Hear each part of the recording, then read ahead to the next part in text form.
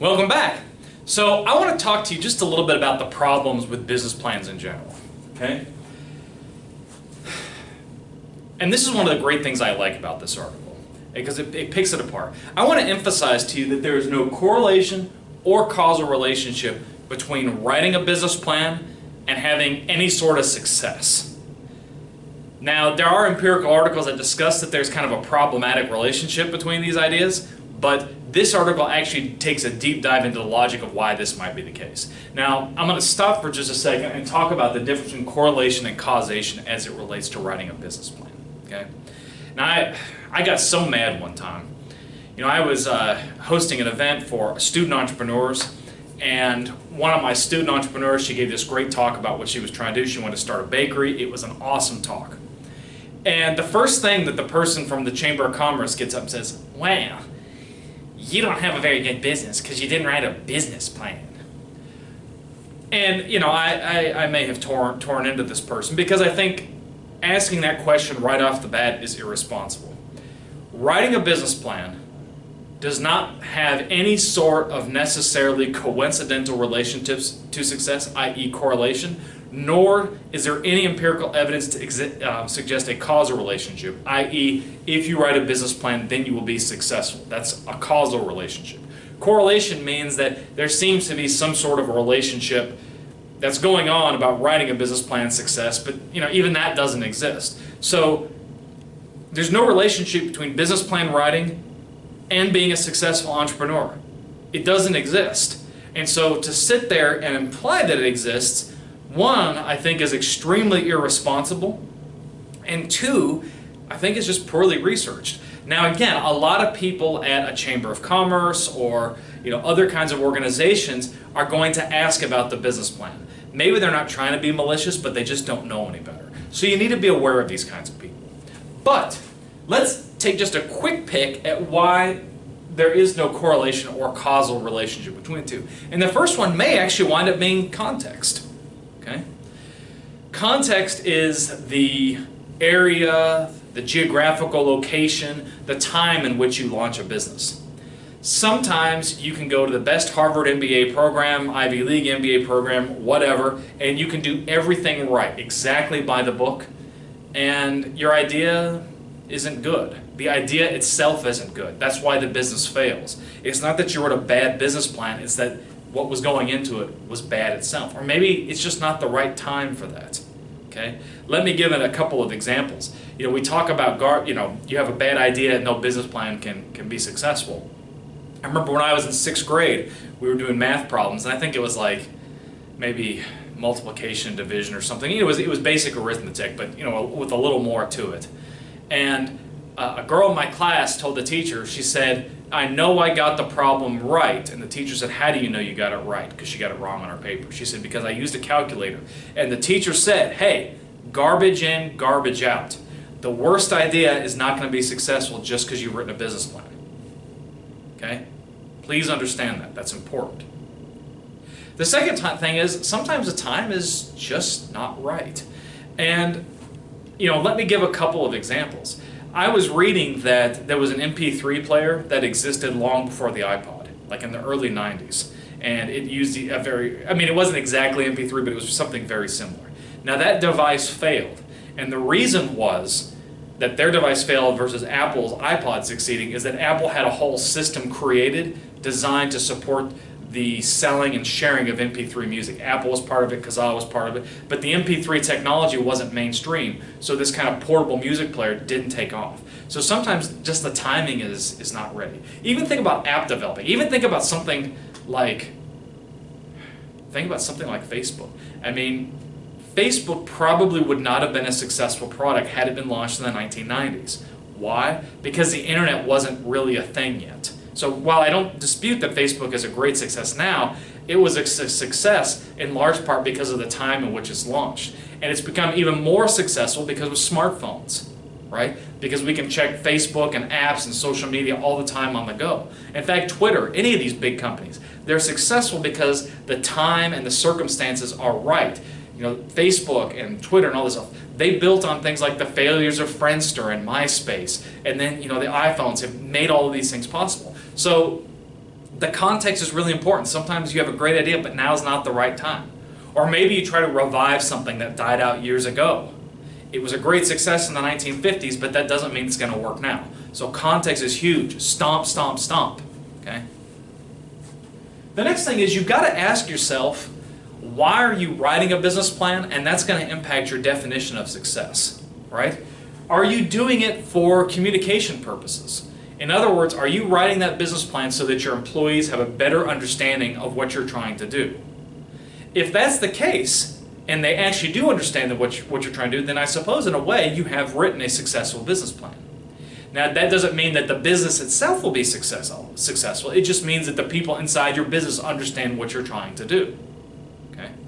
Another piece could be, legitimacy building, right? And legitimacy building is huge. When you think of legitimacy building, it means that people have certain expectations. So like the Chamber of Commerce expects you to have a business plan in order for you to be taken seriously as an entrepreneur. If you're able to provide them that business plan and they look at it and say, okay, congratulations, I think you're kind of serious, then you succeed. Let me reason by analogy here. Okay? Now, let's say that I'm a snazzy new faculty member and I don't have any business cards. And someone says, hey, do you have a card so we can keep in touch? And I'm like, my university, they haven't given me any business cards yet. Okay? People automatically assume that I'm not a serious person. Now, they don't know I could be the most amazing teacher in the world, the best researcher, whatever, but since I don't have that first basic step of having a business card, they assume that I'm not somebody to be taken seriously. They maybe assume that I wasn't prepared. Maybe they think I left my business cards at home. Who knows? But I'm not somebody to be taken seriously because I don't have any business cards. That's kind of that first step. The devil's in the details. If I wear a suit like I'm doing today versus, sometimes on my other videos you see me just wearing a t-shirt. What kinds of expectations do you have? Do I look like a banker and then I'm interacting with bankers? That's an exercise in legitimacy. I look the part, even though I may know nothing about finance. Or do I blend in more with an entrepreneurship VC crowd because I'm kind of dressed down? These are exercises in legitimacy building.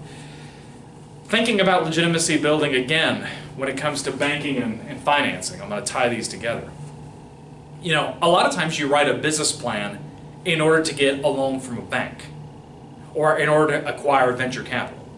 If you write the business plan to get a loan and then you get the loan, in many ways the business plan was a success, but that doesn't mean that your business itself will be successful. Remember, banks are making a loan to you because they're trying to calculate what's the probability of you repaying that loan.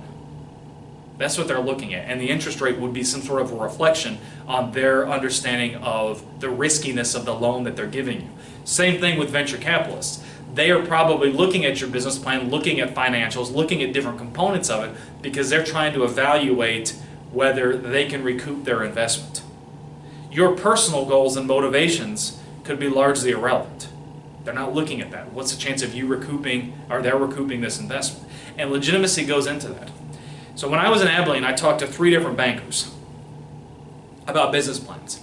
And in Abilene, there was a small business development corporation, and they would write the business plans for you. You'd tell them what you were doing. They had like fancy software, do some of the analysis, and they'd produce a product for you.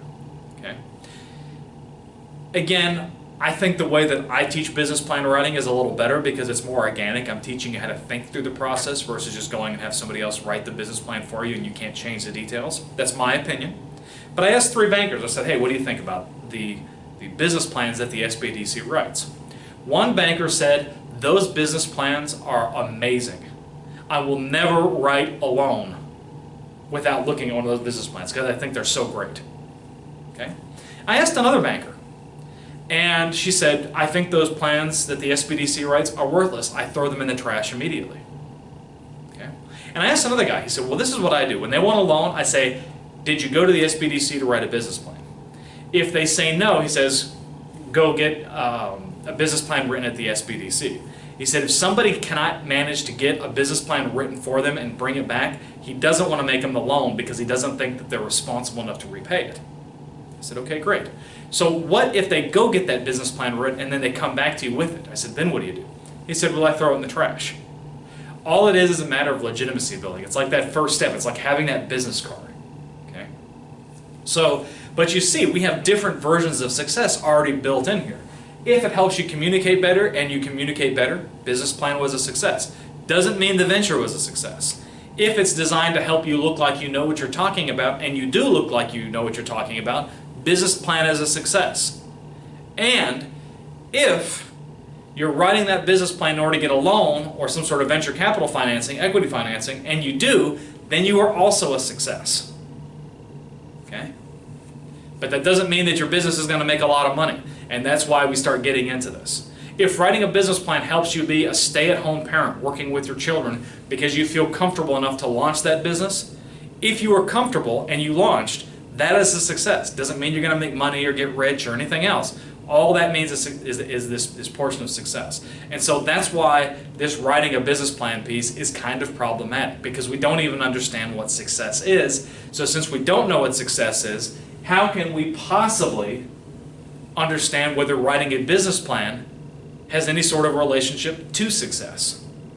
Okay? So we don't know what success is. There's many different definitions of success. And a lot of these things we can't necessarily measure them. They're kind of yes or no things. Did you get a loan or not?